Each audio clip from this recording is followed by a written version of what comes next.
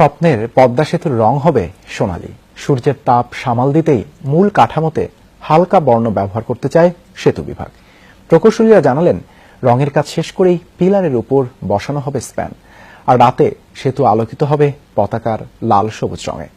এদিকে বর্ষায় তীব্র স্রোতের কারণে আপাতত বন্ধ রয়েছে পাইলিং এর কাজ। পদ্মা সেতু নির্মাণে মে মাসের অগ্রগতি নিয়ে তৌহিদ হাসানের প্রতিবেদন। ঈদের পর পদ্মাপাড়ে আবারও চিরচেনা ব্যস্ততা। ছুটি শেষে কাজে ফিরেছেন শ্রমিক, বিদেশিদের কেউ কেউ বেরিয়ে এসেছেন দেশ থেকে। সবার মনোযোগ আবারও এক লক্ষ্যে, ডেডলাইন 2018। বর্ষায় নদীতে তীব্র স্রোত, তাই নভেম্বরের আগে শুরু করা যাবে না পাইলিং এর পরবর্তী ধাপ। তাই ডাঙায় গার্ডার নির্মাণে মনোযোগী চীনা প্রকৌশলীরা। পাশাপাশি স্প্যান বসানোর আগে ক্যাপ বেজ ঢালাই চলছে 37 ও 38 নম্বর পিলারের। ক্রেনের মধ্যে হুক দিয়ে ওই পুরো জিনিসটা একবার বসায় নিয়ে যেভাবে চিমটা দিয়ে মানুষ নিয়ে যায় ওইভাবে বসায় দিবে আর কি। এটা ওই ক্রেনের এই জন্য অত বড় ক্যাপাসিটি দরকার। 6000 টনের 3600 টনের ক্যাপাসিটি, 3000 আমার প্রিকাস্ট স্ল্যাব লাগবে। এগুলো তৈরি হবে, সেগুলো ক্রেন দিয়ে নিয়ে বসায় দেওয়া হবে।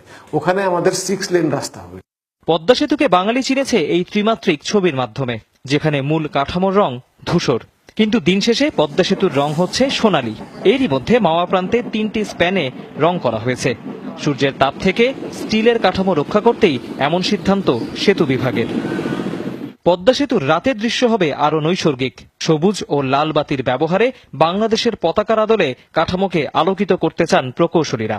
সেই চাহিদা অনুযায়ী এরই মধ্যে সরকারকে ত্রিমাত্রিক নকশা সরবরাহ করেছে ডাচ কোম্পানি ফিলিপস। বিশেষজ্ঞরা 100% শিওর না হয়ে আগাবে না। সিদ্ধান্ত নেওয়ার আগে আমরা আরো কিছু টেস্ট করতে চাই। ওনাদের পরামর্শে আমরা আরো কিছু টেস্ট করতেছি। পদ্মা সেতু নির্মাণে এরই মধ্যে খরচ হয়েছে প্রায় 13,000 কোটি টাকা।